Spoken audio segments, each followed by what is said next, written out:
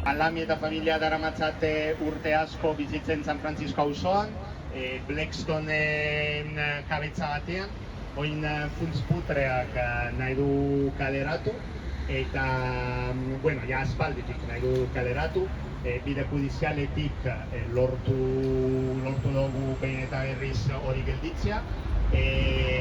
Momentu honetan erratibatu da prozesu judiziala, ja badago esarrita kaleratze data, ekainaren 20, eta berez egon gara udalarekin kontatuan otsailetik.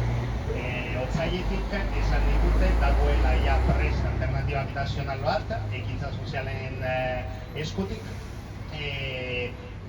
Apirilan, uste dut, egon udaletxe bizitzaekin arduraduekin, Jon Bilbaoekin bilduta, eta berriztu zigun alternatiba habitazional bat zegoela, hortik aurrera ez dugu ezer beretik jakin.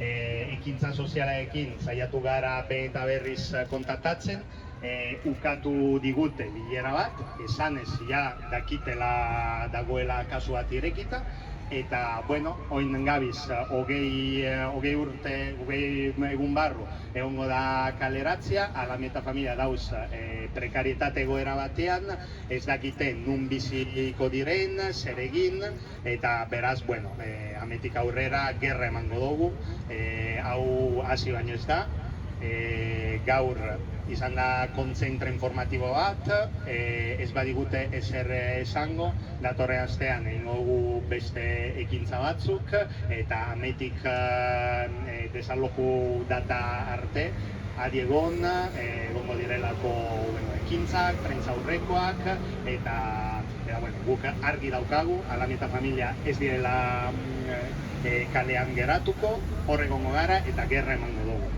Eskerrik asko.